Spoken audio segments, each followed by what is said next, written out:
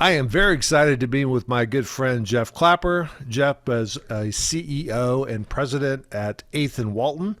It was founded in 2006. Jeff, is a long time ago, but it's an Arkansas-based Walmart supplier development company that helps thousands of organizations in their efforts to do business better with the world's largest retailer. And I love this quote, Jeff. We believe in helping suppliers become better partners to Walmart. We educate, help people advance their careers, suppliers perform their best, and Walmart reduce their costs. We deliver premium classes, rich media, and expert services. I want to welcome my good friend Jeff Clapper to the podcast. Thanks, Mike. I'm glad to be here. Thank you very much. So I'm not sure when you wrote that up, but I'm sure like most of us, we write up our LinkedIn profiles and we save them and we never go back and really look at them. But as I read through that, it felt as relevant today as it did probably 5 years ago when you wrote it up. So tell us a little bit about 8th and Walton and their mission and vision for helping people work more effectively with Walmart. Absolutely. Well, yeah, I mean, the mission is, it continues to be relevant. Walmart, I say often to their credit, is a dynamic company that continues to evolve and improve and just push to grow. And along with that, expectations of suppliers continue to evolve and grow and change. And so the relevance remains in terms of being informed and educated and up to the latest knowledge to be successful and a great collaborative partner with Walmart. So, you know, the relevance, we're fortunate that keeps the relevance there for everything we do. As you said, in terms of providing education, we do that in an online classroom setting. People from a bunch of different companies might get together for a topic like RFID or maybe retailing insights or supply chain across a variety of topics. We teach those classes. We also do that in a dedicated session. So maybe a team of 3, 4, 5 people from one company would get together and it would be them and one of our teachers or experts in that session for several hours or a day or two. So that's kind of the teaching part. And again, when there are teams ready to do the work and they just need to get the latest, most relevant and helpful information with Walmart, that works really well.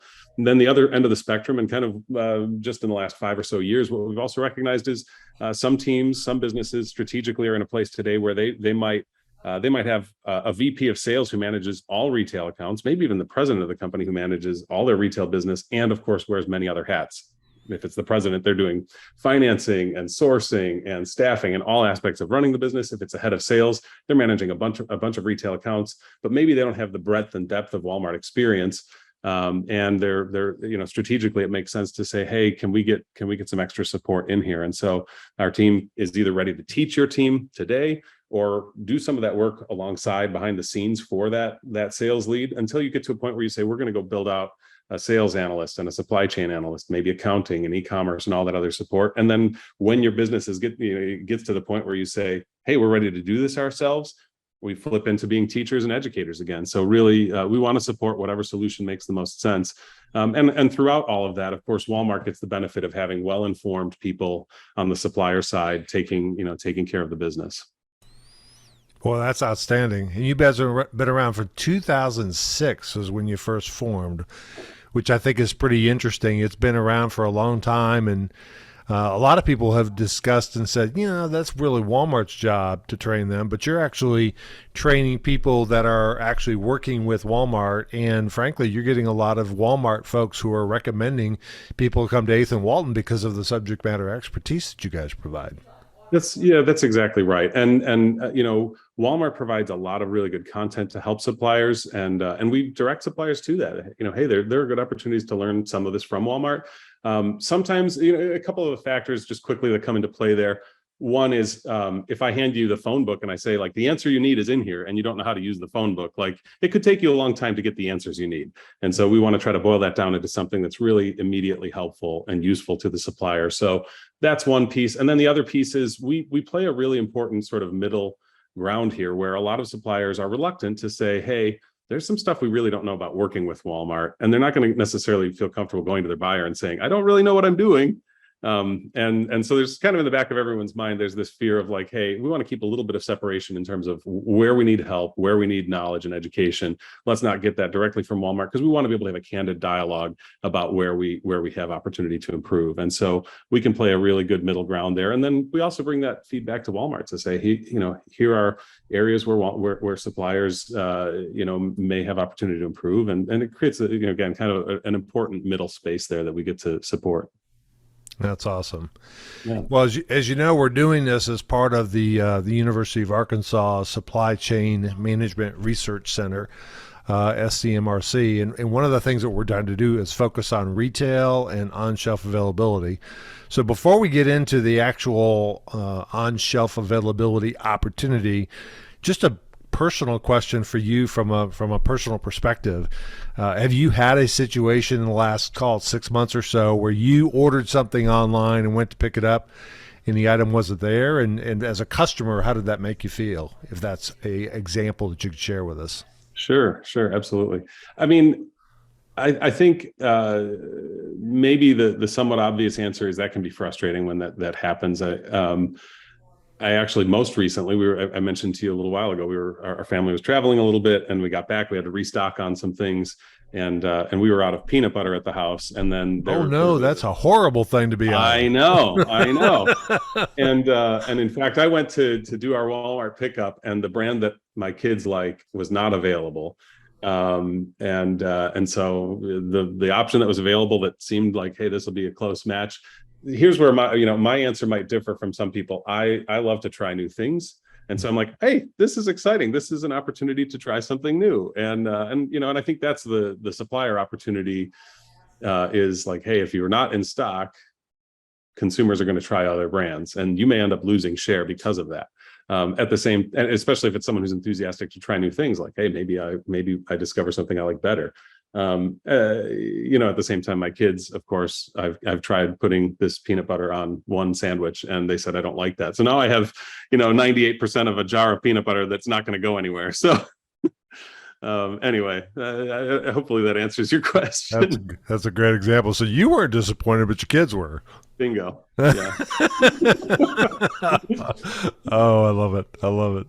Well, it's interesting that one of the things that you guys had done for years and years and years was retail link training, and then item file training, et cetera. And I don't know the answer to this, but my suspicion would be you started to get a lot of interest when Walmart decided that suppliers had to be held accountable for delivering things on time and in full, and other compliance charges from Walmart. And I don't think Walmart necessarily wants to make a lot of money on that, but they got to have the products to actually deliver to the shelf. So you created a whole focus on time and in full and other changes. What does that look like, and how effective you think it is helping the suppliers get through that?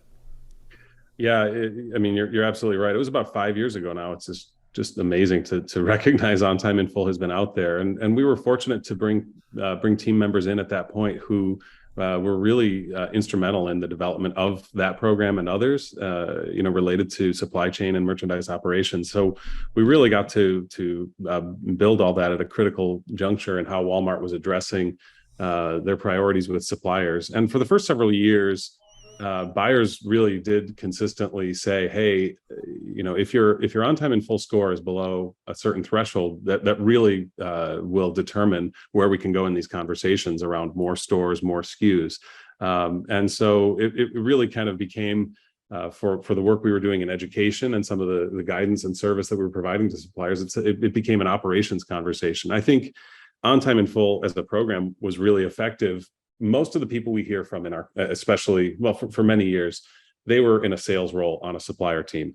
And they might have heard prior to OTIF, they might have heard from Walmart, hey, please fill orders. And they would say, okay, I want to, but it's a little bit outside of my purview in the company. Well, when OTIF came out, and we saw this with our education program, those salespeople said, now I have a stick to take back. And I've got the CFO asking me about these fines. I've got the COO on the line. Like basically that cross-functional team came together to address what was going on with Walmart as a result of OTIF. And so And that really changed the dynamics of who we were working with, how we were working with them in a favorable way, because then the work we do really starts with, are we filling orders, shipping them on time, kind of just operational excellence with the suppliers. That's good for them. It's good for Walmart. And then we move into insights and analysis that can build the business beyond that. But it's really worked well. That's awesome. A great story too. And clearly this is work that you're never done, because you're always onboarding the new supplier, onboarding the new people to the new supplier. The industry turns pretty often in terms Sure. of, hey, you finally got it right. Now we're going to promote you and do you this. And I got a brand new person to bring into space. Yeah. I think the challenge that I have is, it seems like, and this may be a little bit controversial, it seems like when OTIF kinds of fines come in place, things like shipping on time and in full become much more relevant to the suppliers. Because it is sort of the carrot and the stick piece, and this happens to be the stick. Either do it right, or we're going to fine you for it. Mm-hmm. There's another big opportunity that we've been talking about for the last 6 months, which is, okay, great, I'm shipping everything that you want in full when you want it, but at the end of the day, my stuff is not on the shelf. Right. And if it's not on the shelf, two things happen.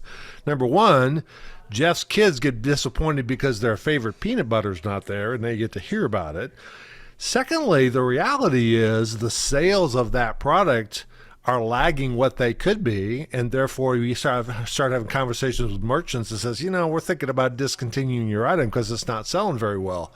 That's not the time to go, well, it's not on the shelf. Hang on, you can't blame me for that. That's, whatever. So my question becomes, on-shelf availability has become a pivot to some suppliers, probably the bigger suppliers and more strategic suppliers. How do you get everybody to care about not only what did I deliver to Walmart, but how do you actually make sure your stuff shows up on the shelf, and what the supplier role is in that? That's a big loaded question, but to me, it's a big opportunity, and we may have an opportunity to help figure out, working with suppliers, how does 8th and Walton play a role in helping facilitate getting their product actually on the shelf? Yeah, for sure. You kind of touched on a couple of really good points. Many good points. One of the things that I've seen over many years now, building the business here, is there are initiatives that are out of Walmart, or strategic initiatives with Walmart that are highly relevant initially to people inside Walmart. Then it rolls out to sort of top tier suppliers, as you mentioned, and they have the strategic, they have the bandwidth and the resource to really collaborate with Walmart on addressing those opportunities. And there's a lag between the first point I mentioned, and then those large suppliers getting engaged, and then even more lag before that becomes something that small and medium suppliers can support and engage in a meaningful and helpful way. And so, I think that OSA conversation is probably in the earlier stages today, where the largest and best resourced suppliers are probably the ones who are addressing that or thinking about it. But it's a tremendous opportunity actually for the small supplier who could have, for the big supplier who has a reason to be off shelf, they've had a glitch in their production or their supply chain. A small supplier has a really significant opportunity to jump in there if they can figure out, how do I make sure that my product is not the one being missed on the mod. And so, then it does become, and you kind of touched on this too, I think it becomes a tricky conversation, a nuanced conversation in terms of working with Walmart to say, hey, we've done everything in our power. That's what our business is always talking about. Let's address the things we have control over and not stress over the things we can't control. So from any supplier's perspective, it's like, did we ship everything? Did we ship it when we were supposed to? Do we know it? Did we check all the boxes that are in our power? Now what else? And so, trying to expand the scope of what's in their power. I think that's what makes this a complicated conversation or problem to solve, but the prize will be big for the suppliers that can help figure out the solution to it. Got it. So we've done some initial discussions on shelf availability with 8th and Walton. We haven't really substantially built anything yet, but we've had a couple of podcasts to talk about what the opportunity is out there. Mm-hmm. Have you heard back from any suppliers about how they react to that, or is that just, quote, not on their radar at this point in time? To be honest, it's not that it's not on their radar. I think the feedback I've gotten and we've gotten is it's on our radar, um,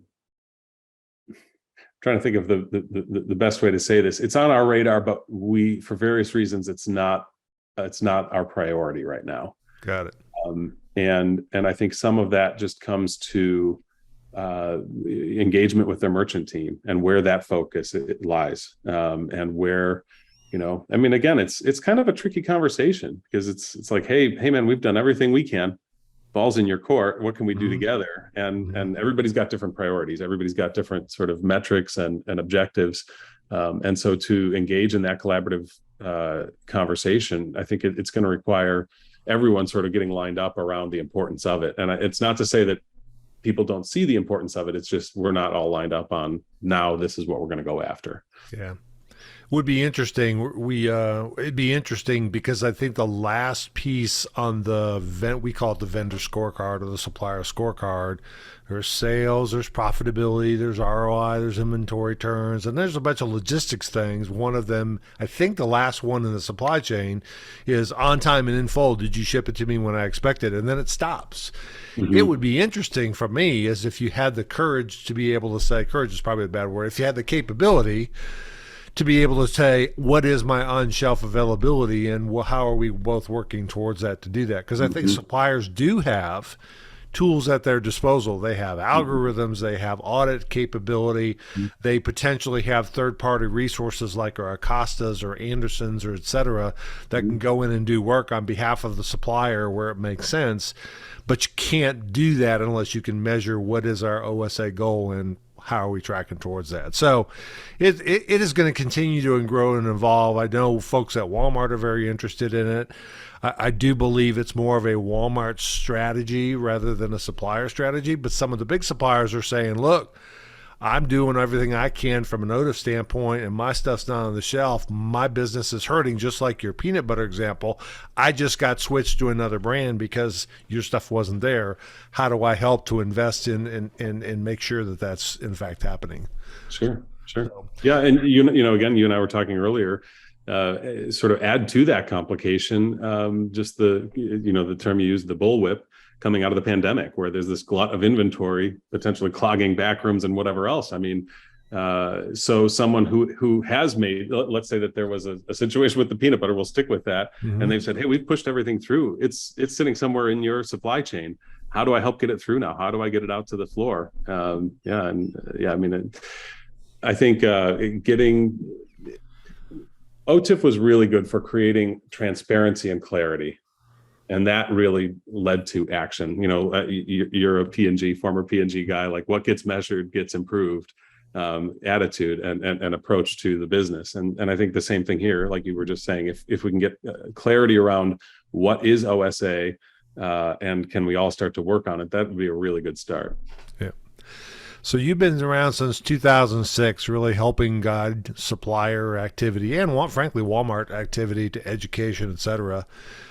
So you look into your crystal ball. What's the future of retail look like in your mind, specifically in Northwest Arkansas, with the suppliers and Walmart that are working up against this business? Yeah, terrific question. I think suppliers are trying to, of course, continue to make the most of their business with Walmart. Walmart has continued to, as I said earlier, raise expectations, be innovative and dynamic, trying to build the business for everyone.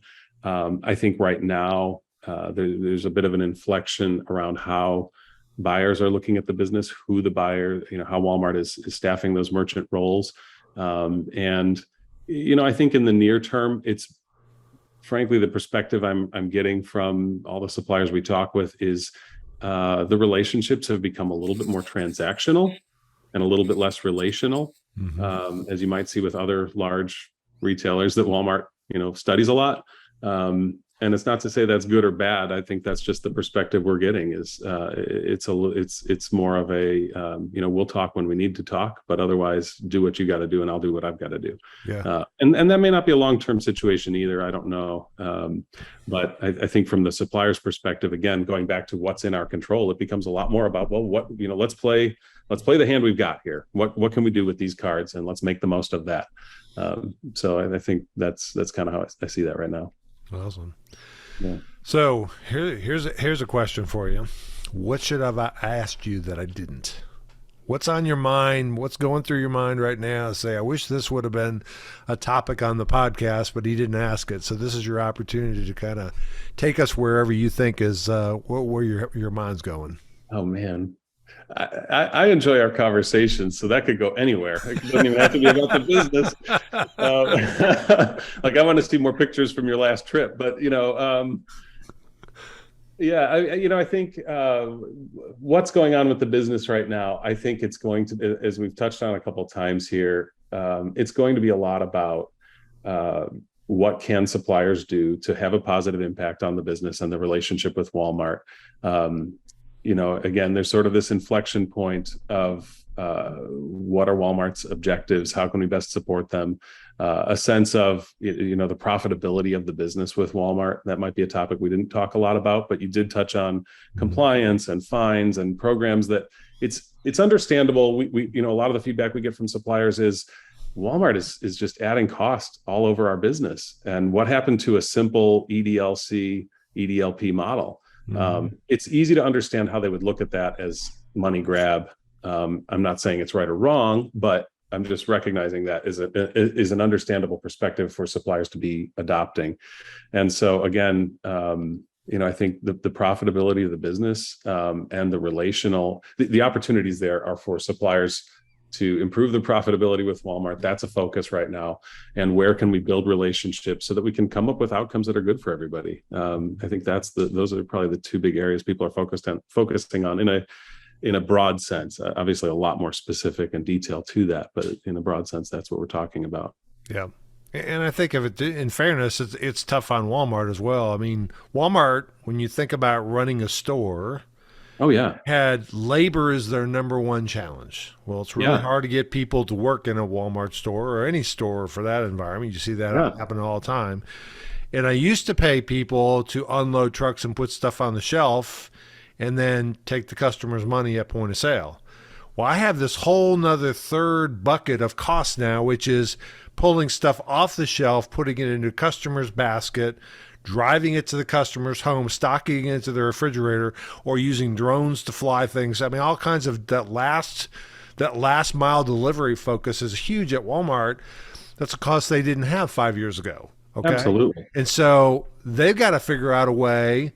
And I've heard Doug say this before, we've got to think of other outside the ways to be able to compensate for that. Some is we'll have to accept, cost increases or profit reductions because we have to absorb some of that. We're always going to ask the suppliers to figure out how to drive costs out of the supply chain and give us back some of that.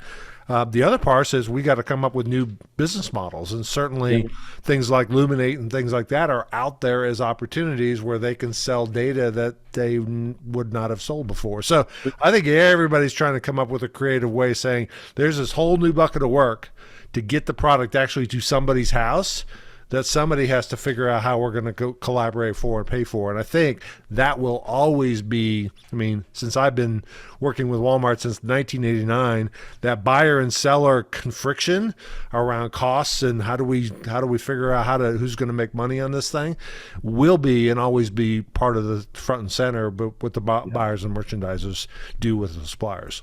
Yeah, so much good stuff that you just said there. You're really recognizing such a massive shift in how retail works operationally in those stores, and like you said, the tremendous change in cost and investment to support that. So how does that P&L change for everyone involved in that ecosystem, right? Mm-hmm. And kind of from an entrepreneurial perspective, I think about the line, pioneering is expensive.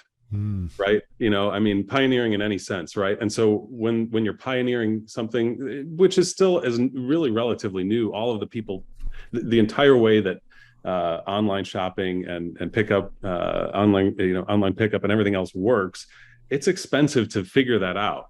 And we're not really through all the learning that can happen to make that a much more efficient model. And so just to get through that is a big process. Throw in supply, global supply chain, pandemic, all the other, inflation, all these other macro factors that just complicates the learning that has to happen to make the pioneering go away and become a more efficient way to operate. So I think that's a terrific point. And then the additional revenue source idea. I mean, yeah, Walmart has all these great assets beyond the business that we think of and we know today. I think the real opportunity there will be, many months ago now when they announced the partnership or the collaborative opportunity with Home Depot. How do we open up a revenue stream with someone who isn't already in a financial relationship with us? When we talk about opening a financial relationship with a supplier to say we're going to charge you for things that we were already doing, we're kind of just shifting dollars from one pocket to the other in some ways, in my mind. But how can we find new sources from new outside parties? I think that's really exciting. Leverage the asset base that you have to open up new revenue streams outside where we have financial relationships already. That's the way to make the whole pie grow. 100%.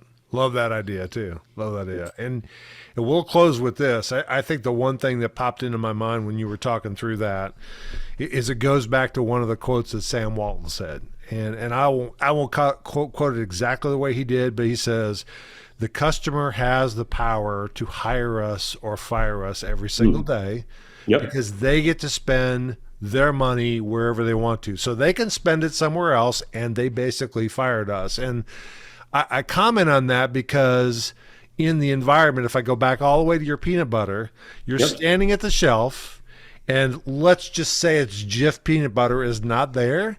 You have the power to whip out your phone and go ahead and buy Jif peanut butter on Amazon and have it delivered the next 2 days. Absolutely. And you had the choice because the customer has the ultimate power. In that case, your priority was, I want that product. I'm not willing to substitute for whatever this other option is because I don't want to hear it from my kids again. And That's you right. have that capability. Well, guess what? All customers do. That's right. So I think it's ironic how much Walmart Wi-Fi is being used to order stuff on other competitors' activity.